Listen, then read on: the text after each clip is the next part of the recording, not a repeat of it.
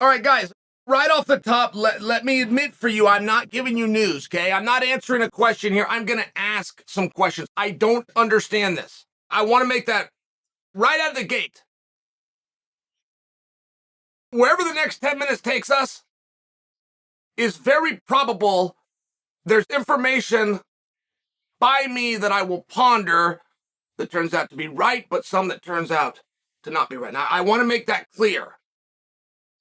Nate Diaz was denied an exemption for marijuana use by the Texas Athletic Commission, where he plans to compete with Jake Paul. Now, that part of it is accurate.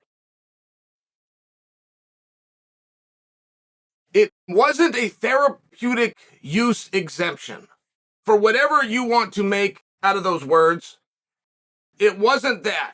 Texas has a zero tolerance policy for marijuana. Now, I don't know when they can come in and test him. I think this is just fight night, and that's okay, because now it turns into an IQ test, right? Anytime that you're in the state of Texas,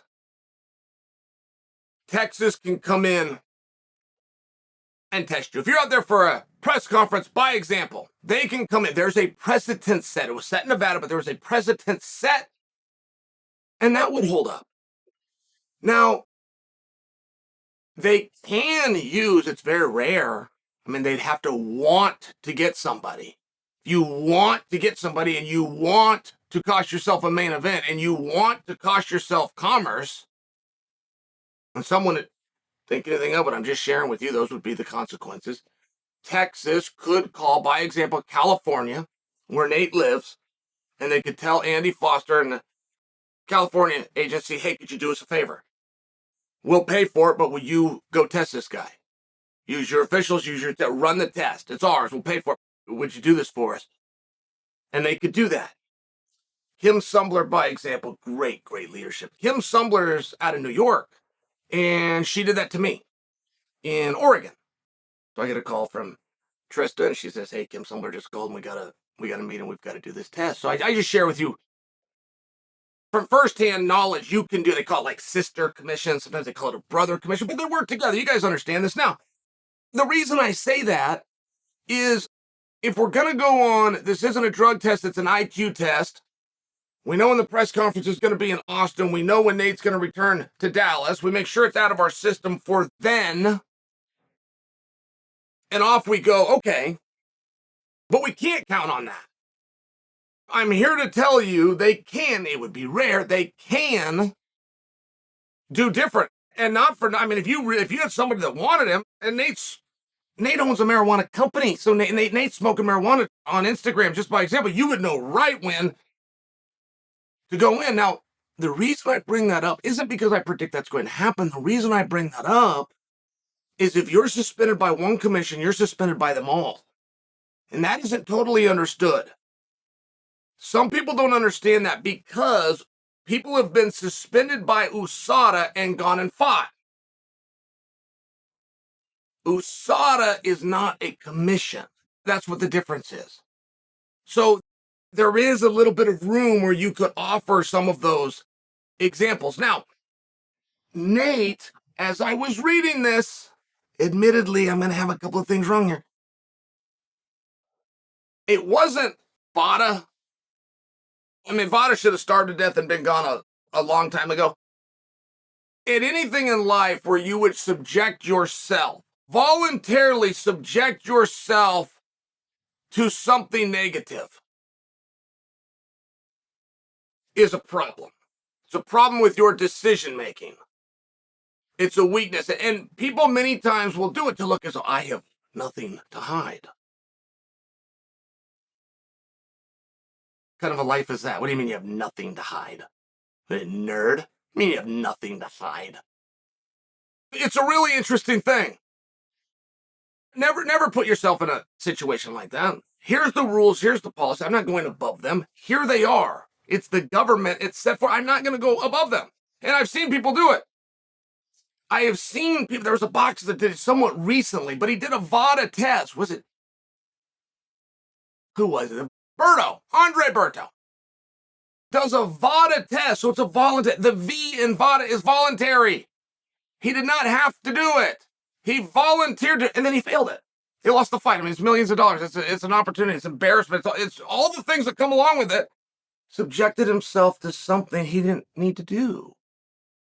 He already had regulation. I mean, I'm just sharing for you that when I read who was overseeing Nate, there was two bodies. One was not VADA, according to the article I read.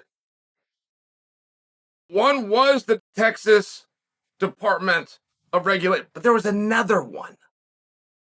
There was another one. I was reading, who are they?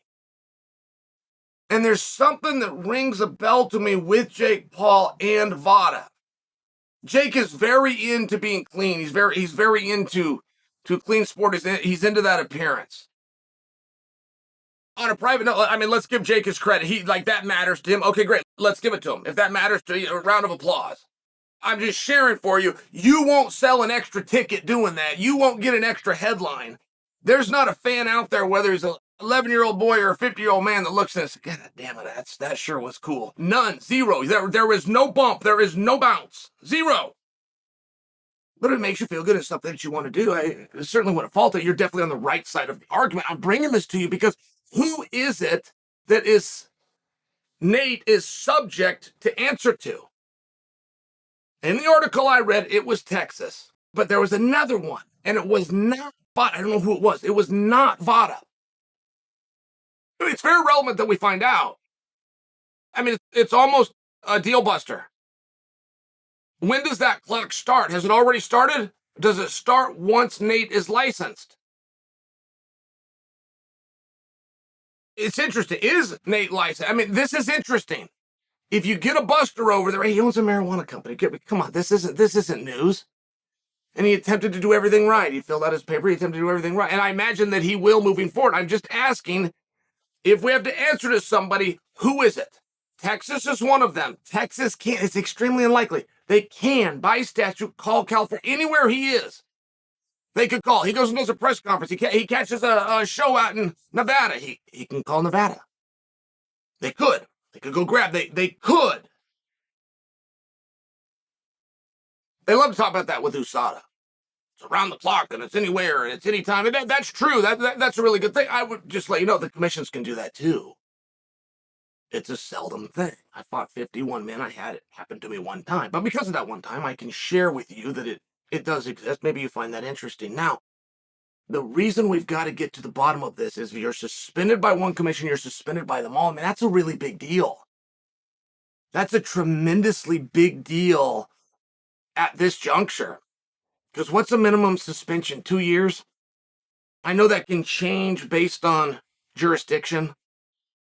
They could do 12 months. They could even bring that down to 6. But I haven't heard of it in a while. I mean, 2 years could, I just think that it's very relevant that we find out who this is subject to. What are the dates? This might be an in-testing, out-of-testing situation. The article that I read didn't include that, but it might be. They might have left that part out. Very few people understand this. That could even be the writer of the article. So while Texas denies it, Texas only cares about marijuana in competition. There's a number of substances that are like that. A number of them. So maybe that's the situation. And all he has to worry about is fight week.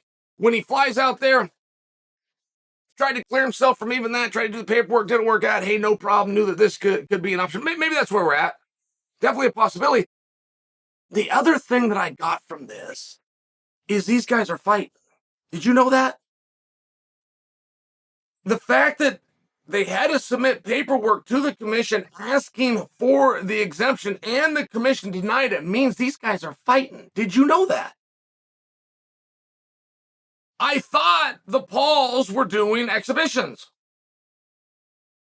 Logan and Floyd made up their own rules, agreed on it, and then Logan beat Floyd.